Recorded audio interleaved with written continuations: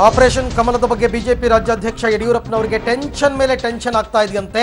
ಗುರುಗ್ರಾಮದಲ್ಲಿ ಕರೆಯಲಾಗಿದ್ದ ಶಾಸಕರ ಸಭೆಯನ್ನು ಇದೇ ಕಾರಣಕ್ಕೋಸ್ಕರ ಮುಂದೂಡಿಕೆ ಮಾಡಲಾಗಿದೆ. 12 ಗಂಟೆಗೆ ಕರೆಯಲಾಗಿದ್ದ ಸಭೆಯನ್ನು ಯಡಿಯೂರಪ್ಪನವರು ಮುಂದೂಡಿದ್ದಾರೆ. ಪಬ್ಲಿಕ್ ಟಿವಿ ಬಿತ್ತರಿಸಿದ್ದ ಎಕ್ಸ್ಕ್ಲೂಸಿವ್ ದೃಶ್ಯಾವಳಿ ಬಗ್ಗೆ ವಿವರಣೆಯನ್ನ ಕೇಳಿದ್ದಾರಂತೆ. ಉಮೇಶ್ ಜಾಧವ್ ಜೊತೆ ಅಶ್ವತ್ಥ ನಾರಾಯಣ್ ಇದ್ದ ದೃಶ್ಯಾವಳಿಯನ್ನ ಪಬ್ಲಿಕ್ ಟಿವಿ ಪ್ರಸಾರ ಮಾಡಿತ್ತು. ಅದನ್ನು ಈಗ ಕೂಡ ತಾವು ನೋಡ್ತಾ ಇದ್ದೀರಾ. ಹಾಗಾಗಿ ಶಾಸಕ ಅಶ್ವತ್ಥ ನಾರಾಯಣ್ಗೆ ಕರೆ ಮಾಡಿ ಯಡಿಯೂರಪ್ಪನವರು ಸಿಟ್ಟಾಗಿದ್ದಾರೆ. ನಿಮಗೆ ಸ್ವಲ್ಪ ಆದರೂ ಜವಾಬ್ದಾರಿ ಇಲ್ವಾ, ಆ ಥರ ಬಹಿರಂಗವಾಗಿ ಕಾಣಿಸ್ಕೋತಾರ ಅಂತನ್ಬಿಟ್ಟು ಅರವಿಂದ ಲಿಂಬಾವಳಿ ಮೇಲೆ ಕೂಗಾಡಿದಾರಂತೆ ಬಿ ಎಸ್ ಯಡಿಯೂರಪ್ಪನವರು.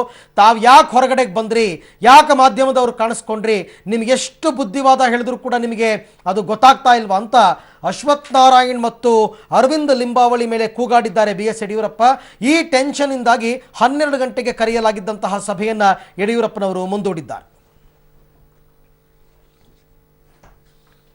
ಓಕೆ, ಈ ಬಗ್ಗೆ ಗುರುಗಾವಿಂದ ನನ್ನ ಕೊಲೀಗ ರವೀಶ್ ನನ್ನ ಜೊತೆ ಇವಾಗ ಜಾಯ್ನ್ ಆಗ್ತಾ ಇದ್ದಾರೆ ಲೈವ್. ಎಸ್ ರವೀಶ್, ಯಡಿಯೂರಪ್ಪನವರು ಪಾಪ ತುಂಬಾ ಸೀಕ್ರೆಟ್ ಆಗಿ ಆಪರೇಷನ್ ಮಾಡಿ ಮುಗಿಸ್ಬೇಕು ಅಂತ ಅಂದ್ಕೊಂಡಿದ್ರು. ಆದರೆ ಸುದ್ದಿನ ನಾವು ಸತ್ಯಾಂಶ ಏನು ಅಂತ ಪ್ರಸಾರ ಮಾಡಿದ್ವಿ, ಹಾಗಾಗಿ ಈಗ ಟೆನ್ಷನ್ ಆಗಿದಾರ ಅಂತ? ಖಂಡಿತವಾಗಿ ನಾಯಕರುಗಳಿಗೆ ಮತ್ತೆ ಶಾಸಕರುಗಳಿಗೆ ಈಗ ಟೆನ್ಷನ್ ಶುರುವಾಗಿದೆ ಅಂತ ಕೂಡ ಹೇಳಲಾಗ್ತಾ ಇದೆ. ಪ್ರಮುಖವಾಗಿರ್ತಕ್ಕಂಥದ್ದು ಯಾವುದಕ್ಕೂ ಕೂಡ ಕ್ಲಾರಿಟಿ ಸಿಗ್ತಾ ಇರಲಿಲ್ಲ. ಈಗ ಜೊತೆಗೆ ಸಾಕಷ್ಟು ಗೊಂದಲ ಕ್ರಿಯೇಟ್ ಮಾಡುವಂತ ಪ್ರಯತ್ನವೂ ಕೂಡ ನಡೀತಾ ಇದೆ ಕಾಂಗ್ರೆಸ್ ಮತ್ತೆ ಜೆಡಿಎಸ್ ನಿಂದ ಅಂತ ಕೂಡ ಆರೋಪ ಮಾಡ್ತಾ ಇದ್ದಾರೆ ದೊಡ್ಡ ಮಟ್ಟದಲ್ಲಿ. ಹಾಗಾಗಿ ಎಲ್ಲೋ ಒಂದ್ ಕಡೆ ಯಡಿಯೂರಪ್ಪ ಅವರ ಆದಿಯಾಗಿ ದೊಡ್ಡ ಮಟ್ಟದ ನಾಯಕರೆಲ್ಲರೂ ಕೂಡ ಒಂದ್ ಸ್ವಲ್ಪ ಟೆನ್ಷನ್ ಒಳಗಾಗಿದ್ದಾರೆ ಅಂತ ಕೂಡ ಹೇಳಲಾಗ್ತಾ ಇದೆ.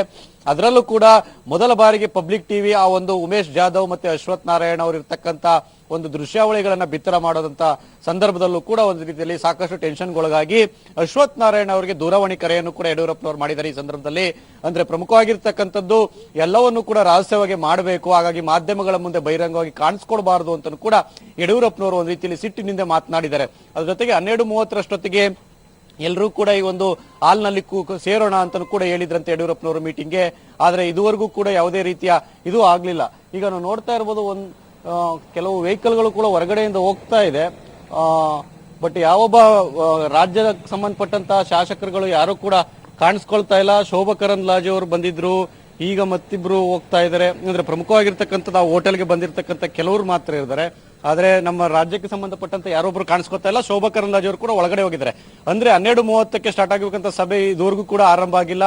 ಹಾಗಾಗಿ ಮತ್ತೆ ಸೇರೋಣ ಅಂತ ಕೂಡ ಹೇಳ್ತಾ ಇದ್ದಾರೆ. ಹಾಗಾಗಿ ಭೋಜನಾ ಕೂಟಕ್ಕೆ ಸೇರುವ ಸಂದರ್ಭದಲ್ಲಿ ಎಲ್ಲರೂ ಒಟ್ಟಾಗಿ ಸೇರ್ತಾರೆ ಅನ್ನೋದು ಕೂಡ ಕಾದ್ ನೋಡ್ಬೇಕಾಗಿದೆ.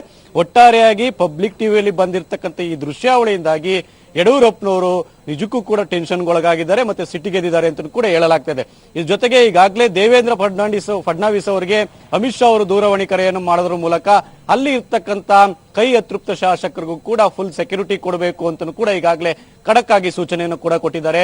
ಮಾಧ್ಯಮಗಳಲ್ಲಿ ಈ ಎಲ್ಲಾ ಬೆಳವಣಿಗೆಗಳು ಅಂದ್ರೆ ಬಿಜೆಪಿ ಶಾಸಕರ ಜೊತೆ ಕಾಂಗ್ರೆಸ್ನ ಶಾಸಕರು ಕಾಣಿಸ್ಕೊಂಡಿರ್ತಕ್ಕಂಥ ಬೆಳವಣಿಗೆಗಳ ಬಳಿಕ ಅಮಿತ್ ಶಾ ಅವರು ಹೀಗೆ ಎಚ್ಚೆತ್ತುಕೊಂಡು ದೇವೇಂದ್ರ ಫಡ್ನವೀಸ್ ಅವ್ರಿಗೂ ಕೂಡ ಈಗಾಗಲೇ ದೂರವಾಣಿ ಕರೆ ಮಾಡಿ ಸೆಕ್ಯೂರಿಟಿ ಕೊಡುವಂತ ಕೂಡ ಈಗಾಗಲೇ ಹೇಳ್ತಾ ಇದ್ದಾರೆ ಅಂತ ಕೂಡ ಹೇಳಲಾಗ್ತದೆ. ಒಟ್ಟಾರೆಯಾಗಿ ಕಮಲ ನಾಯಕರು ಎಲ್ಲರೂ ಕೂಡ ಬಹಳ ಟೆನ್ಷನ್ ಇದ್ದಾರೆ ಅಂತ ಕೂಡ ಹೇಳ್ಬೋದಾಗಿದೆ. ಅರವಿಂದ್, ಓಕೆ, ಇದ್ರ ಜೊತೆಗೆ ಯಡಿಯೂರಪ್ಪನವರು ಎಕ್ಸ್ಪೆಕ್ಟ್ ಮಾಡಿದ್ದಷ್ಟು ಜನ ಕಾಂಗ್ರೆಸ್ನ ಶಾಸಕರು ಇನ್ನೂ ಕೂಡ ಮುಂಬೈಗೆ ಬಂದು ಸೇರಿಲ್ಲ. ಒಂದ್ ವೇಳೆ ಏನಾದ್ರೂ ಆಪರೇಷನ್ ಕಮಲ ಫ್ಲಾಪ್ ಆಗ್ಬಿಡ್ತು ಅಂತಂದ್ರೆ ದೊಡ್ಡ ಮಟ್ಟದಲ್ಲಿ ಮುಖಭಂಗ ಅನುಭವಿಸಬೇಕಾಗುತ್ತೆ. ಆ ಟೆನ್ಷನ್ ಕೂಡ ಸೇರ್ಕೊಂಡ್ಬಿಟ್ಟಿದೆ ಯಡಿಯೂರಪ್ಪನವರಿಗೆ ಅಂತ. ಖಂಡಿತವಾಗಿಯೂ ಕೂಡ ಕೇವಲ ಯಡಿಯೂರಪ್ಪನವ್ರಿಗೆ ಅಷ್ಟೇ ಅಲ್ಲ, ಕಾಂಗ್ರೆಸ್ನ ನಾಯಕರುಗಳಿಗೂ ಟೆನ್ಷನ್ ಇದೆ, ಜೆಡಿಎಸ್ ನ ನಾಯಕರುಗಳು ಟೆನ್ಷನ್ ಇದೆ, ಯಡಿಯೂರಪ್ಪನವ್ರಿಗೂ ಕೂಡ ಟೆನ್ಷನ್ ಇದೆ. ಯಾಕೆಂದ್ರೆ ಎಲ್ಲವೂ ಕೂಡ ಒಟ್ಟಾಗಿ ಆಗ್ಬೇಕಾದಂತ ಸಂದರ್ಭದಲ್ಲಿ ಎಲ್ಲಾದ್ರೂ ಒಂದ್ ಕಡೆ ಎಡವಟ್ಟಾದಂತ ಸಂದರ್ಭದಲ್ಲಿ ನಿಜಕ್ಕೂ ಕೂಡ ಅದು ಪಕ್ಷಕ್ಕೆ ದೊಡ್ಡ ಡ್ಯಾಮೇಜ್ ಆಗುತ್ತೆ. ಯಾಕೆಂದ್ರೆ ಮುಂಬರುವ ದಿನಗಳಲ್ಲಿ ಲೋಕಸಭಾ ಚುನಾವಣೆ ಇದೆ.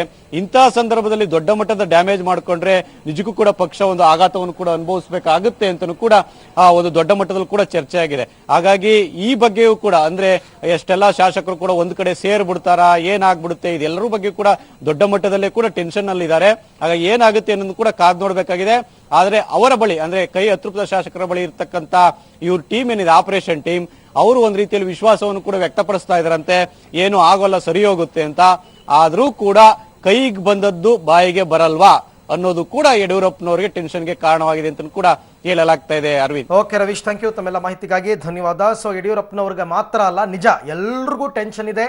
ಎಸ್ಪೆಷಲಿ ಬಿಜೆಪಿ ಮತ್ತು ಕಾಂಗ್ರೆಸ್ ಎರಡೂ ವಲಯದಲ್ಲಿ ಟೆನ್ಷನ್ ಇದೆ. ಹಾಗಾಗಿ ಈ ಟೆನ್ಷನ್ ಯಾವಾಗ ಕಾಣೆಯಾಗುತ್ತೆ, ಯಾವಾಗ ಒಳ್ಳೆಯ ದಿನಗಳು ಬರುತ್ತೆ ಅಂತಕ್ಕಂಥದ್ರ ಬಗ್ಗೆ ಎಲ್ಲರೂ ಕೂಡ ಕಾಯ್ತಾ ಇದ್ದಾರೆ.